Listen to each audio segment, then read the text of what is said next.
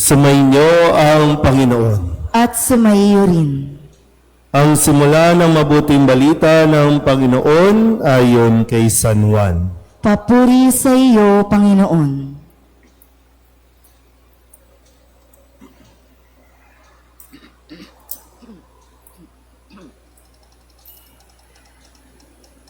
Noong panahong iyon, sinabi ni Jesus sa mga Hudyo, "Nagpasugo kayo kay Juan at nagpatotoo siya tungkol sa katotohanan. Hindi sa kailangan ko ang patotoo ng tao. Sinasabi ko lamang ito para mailigtas kayo. Si Juan ay parang maningas na ilaw na nagliliwanag noon, at kayo'y sandaling nasiyahan sa kanyang liwanag. Ngunit may patotoo tungkol sa akin na higit sa patotoo ni Juan. Ang mga gawang ipinagagawa sa akin ng Ama, at siya ko namang ginaganap. Yan ang nagpapatotoo na ako'y sinugo niya." Ang mabuting balita ng Panginoon. Pinupuri ka namin, Panginoong Hesukristo. Isang magandang umaga po sa inyong lahat. Magandang umaga po, Father. Palapakan natin ang Panginoon. Muli, magandang umaga at maligayang pagdating dito po sa ating simbahan, dito sa St. Joseph, at lalong-lalo na maligayang pagbabalik sa lahat po ng mga Katoliko na talagang kapag simbang gabi, doon nabubuhay, kapag simbang gabi, doon talaga yung mga pormahan, wagas. No? Tingnan nyo nga mga porma ng katabi ninyo. Maganda ba? Ang tanong, naligo ba? Ayan lang, no? At doon po sa medyo mga senior, marami pa pong bakante dito sa unahan, no? Sana naman yung mga MGC natin, no? Kilos-kilos tayo, no? May mga upuan dito para naman mas maging komportable sa kanila pong pakikinig ng misa. Ngayon, nasa unang araw tayo ng ating pagsisimbang gabi. Unang araw pa lang ito, kumbaga sa iset na natin, no? Para bang pag nanood tayo ng pelikula, ito agad yung bubungad sa atin. Di ba yung parang may opening scene? Pagkatapos niyan, doon pa lang, para bang sasabi, sino ba siya? Saan ba siya nanggaling? Ano ang kanyang pinagmulan? Ano ang kwento niya? So ngayon yung opening, sa mga susunod na araw, doon natin babalikan kung ano ang mga kwento ng bawat isa. Kaya mahalaga na nandito ka ngayong unang araw na ito at susundan mo ito hanggang sa matapos tayo dahil ang katapusan nito ay doon sa Belen. Tingnan nyo nga po yung Belen natin. Pangit ba? Baka kasi, di ba, minsan pag kumakabas tayo, no, na hindi mo na natin inaalam yung isip ng artist, di natin inaalam kung ano yung kwento, basta tingin lang tayo ng tingin ng wala tayong pagninilay. Sa mga artist, talagang tututukan mo yan, pag ninilayan mo, pagdadasalan mo, bawat detalye, ganyan. So, ang ating bilin ay kumakatawan para sa lahat ng mga magpapasko na pero wala pang naitatayong tahanan dahil sa mga kapalpakan ng mga flood control. Ibig sabihin, kahit anong sitwasyon sa buhay, darating at darating tayo sa Belen. Kahit anong sitwasyon natin sa buhay, isisilang at isisilang si Kristo. Kaya nga kung sakali, maabutan ng panganganak si Maria, doon isa man sa lugar natin, halimbawa sa Cebu, na binabaha, nasira ang bahay, tumutulo ang ulan, tuloy ang pagsilang ni Kristo para mailigtas tayo. So ngayon yung simula, din yung ending.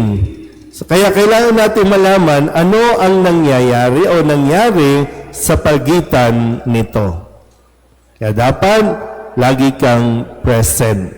Kaya nga ang siyam na araw, kumakatawan sa siyam na gabing paglilihi o pagdadalang tao ni Maria. Sinamahan siya ni Jose at ngayon inaanyahan tayong samahan natin sila. Sabihin nyo nga sa katabi ninyo, samahan natin sila.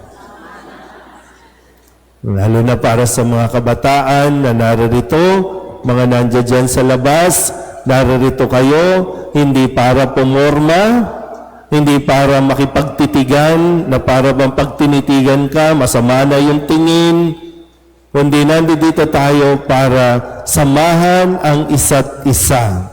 Sabihin nyo nga ulit sa katabi ninyo, salamat sa pagsama. Sino ba ang mga niyaya ng barkada dito? Sino ang mga isinama ng mga kaibigan dito? Isinama ng mga magulang o kung sino man ang nagatid sa iyo, ang nagsama sa iyo dito, ang nag-wake up call sa iyo, nag-text, tumawag, gising na, alas 3 na, 3:30 na, o hanggang sa 3:45 na, huwag ka nang maligo, halika na, malilate na tayo. Pero pasalamatan mo siya, no? Pasalamatan natin na naririto tayo dahil ngayon, sa unang araw, ipinapakilala sa atin ang katotohanan. Sabihin niyo nga po, katotohanan. Ulit, katotohanan. At narinig natin na ang katotohanan ang magpapalaya sa atin. Ang katotohanan, walang iba kundi si Kristo na isinilang doon sa Belen at ngayon ay muling isisilang sa bawat puso ng mga taong naniniwala at maniniwala sa Kanya. Pero siyempre, maganda rin na sa araw na ito, mapagnilayan natin ang katotohanan. Gaano ba tayo nagiging totoo? Marami na pong fake sa paligid.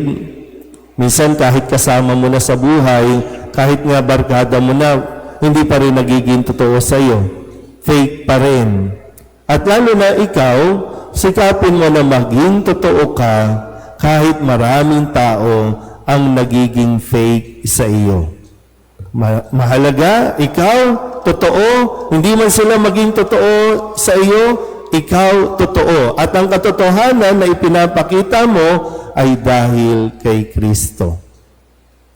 So, hindi mo dapat, huwag nating pilitin, mag-pretend na mga bagay-bagay para lamang ma-impress sa atin o kaya talagang magpa-impress ka sa ibang tao kasi hindi mo ikaliligaya yan.